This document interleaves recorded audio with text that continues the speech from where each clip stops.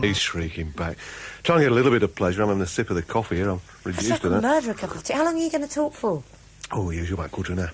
Go and get a cup of tea. But while you're out, I'll tell you a few things, because, I don't know, I don't want to sound like Mr. Angry or anything, but what with one thing and another, I don't like the way this country's going. You know, we've been on various fronts, haven't we, about measuring man. The way everybody comes around, they don't know the quality of anything, but they measure everything. And what is brought into this country is that we're now a sort of Beedeeleebee nation. Hello, she only come back with that cup of tea. Oh, there you are. I've just said, come sit down, I've just said, we've become a sort of Beedeeleebee nation, haven't we? You know, it's sort of, God save our Beedeeleebee. Sit down, Janice. It's not the real national anthem.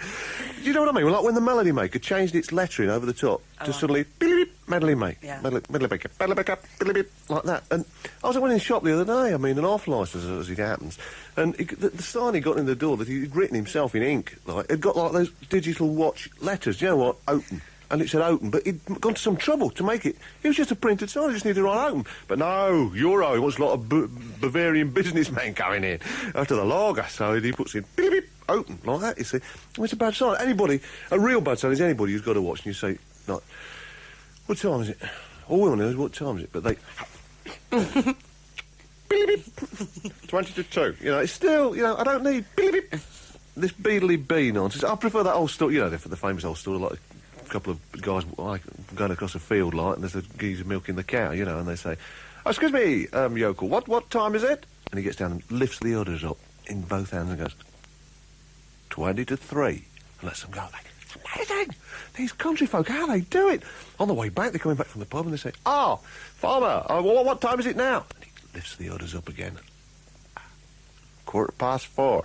But this is amazing. How do you do that trick? And he says, well, when I lift this cow's udders up like that, I can just see the church clock. I mean, the old ones are the best, but on the other hand, I'd soon have that, you know, I mean, good old simple stuff. But anyway, there we go. But they've started, this is what's happened to me this week, the main thing that's marked my week. I used to at least lead a sort of normal life, but measuring man and Beedeeleebee have come into my life. My trains have gone Beedeeleebee. I mean, they used to go kiddle-a-doo, kiddle-a-dee like that, but now, I mean, used to be able to open the door, they pull in, on southern region, open the door, get in. Now, of course, they've gone, don't open at all. They're all flat now, and you got this little rubber thing, and you press it, and sort of, beep, beep, and the doors, you get in. I never wanted that. All I'm saying is, I mean, we could go on those, but, I mean, what happens, for instance, let's be practical, what happens when you want to be sick? Now, when you see people, at times you've been coming back like Christmas Eve or something, there's a lot of kids coming back from a party, always outside West Croydon or somewhere, just as you're going like that, just before they can get off, like, suddenly they, excuse me, somebody pulls the window down and out the window.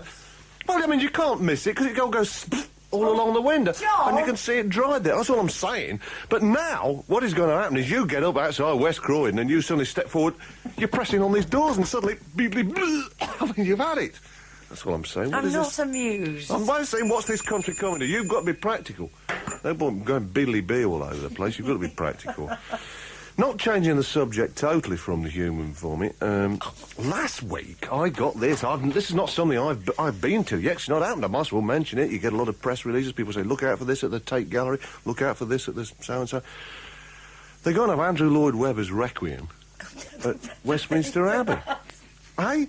Have you read the bottom? I'm reading the whole thing. I mean, but it must be a sign of something. You see, now, I don't mind people putting money in for things. I mean, fine, we seem to be in the nation, not only have we all gone Beedeeleebee crazy, as if we're all efficient. If you want something like a bed in hospital, people have to go on a charity walk to get one. That's progress for you, that's what I'm saying. But, I mean, you've got your Billy Braggs and so on, a nice enough guy, Billy, got his principles. He'll go out and do benefits for miners' families. I'm sure it's a very good cause. Andrew Lloyd Webber ain't going to do that. You see, obviously, you see what he's doing. The money from this Westminster Abbey thing, reading down here, is going to go to the Royal Sussex County Hospital in recognition for their outstanding work after the bomb thing in Brighton, the Grand Hotel, the Conservative Party thing. Well, I mean, fine, I'm sure that they can use it in the hospital, and same as the miners' families. But doesn't it mean that, like, if Neil Kinnock, or the Labour Party, let's say, gets in at the next election, like, arise, Sir William Bragg, you know, and yet, on the other hand, Andrew Lloyd Webber, KBE, or whatever they are, I don't know, you can see it all working out. It's quite exciting. So we've got something to look for. But, of course, to me, Andrew Lloyd Webber, I mean, you like people knocking, particularly on Spitting Image, that sort of thing, and Well, he is to music what the Moody Blues are to philosophy to me. Do you know, I'm just saying that's just me. He's made a stack of money, so, you know, I wish I'd got a small percentage of his money, you know, so fine, good luck to him. And he gets a good tune in every show. But, I mean, I think a lot of people, including possibly himself, I don't know, see himself as a little more seriously than I do, certainly. But there it is, as I say, Westminster Abbey. I don't know when the date is. Can't see it now, but it's 21st of April. But the interesting thing is, I just mentioned that the tickets here, they are available, and it says priced £25 and £40. Then it says seats without a view of the performers can be booked at £5 each. Oh, that's very kind, Andrew. Whoever sees without a view of the performance, as far as I'm concerned, all I'm saying is seats out of earshot of the performers must have gone like hot cakes, and I went to the box office and didn't have any left. Did you know I've got a pointy nose? That was another aspect of my week. Like,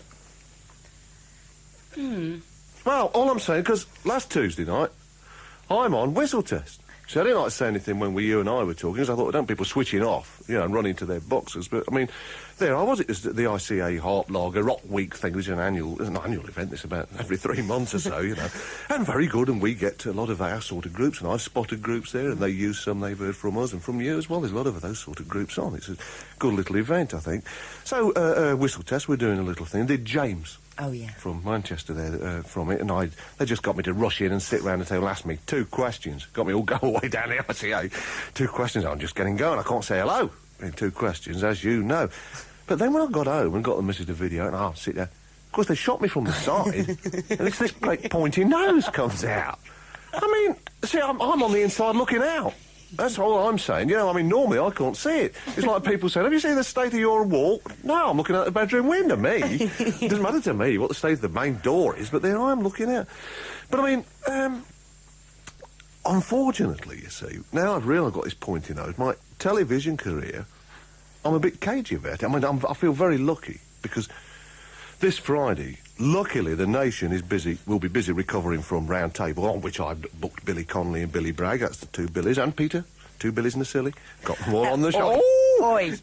Then they'll be splitting the sides to Andy Peebles and preparing themselves spiritually for Tommy Vance. Whew, what a relief. So they won't see me on ORS 85, or what it's called itself now, where...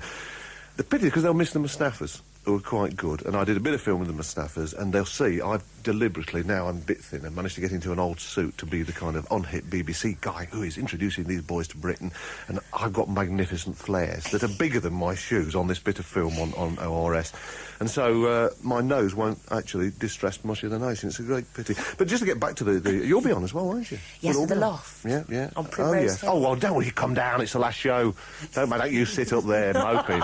Come down, have a drink. Sitting in the loft all day. Anyway, but just to get back to the whistle test thing, because, I mean, this ICA, the Lager Rock Week business, do you remember we've had this before and you've experienced it? Do you remember Mike Walters? Oh, gosh, yes. Then do you remember Roy Walters, who started having mail sent to my office? And you've had some dealings with this. It's got even worse. An LP, here, I get this round, half of which it says was recorded, thanks to the BBC. They bought it from the BBC and put this out. Helen and the Horns, many thanks to the ICA and the Harp Lager lot, you know, for recording this at the ICA on 6th of October, 1984. And it says, for the Radio 1 John Peel show, one side was done live for John Peel show, it says, produced by John Walters. I was at home that night. I've checked in the files, I've checked in my diary. That was a night I'd off. You don't go every night of these rock weeks, you know. Now, what does this mean? Does it mean that this is the lager, which I don't think it is, that's supposed to refresh the other parts that others don't reach? I mean, if you can produce a record by being at home, I mean, it must be pretty good stuff. Or, otherwise, is this...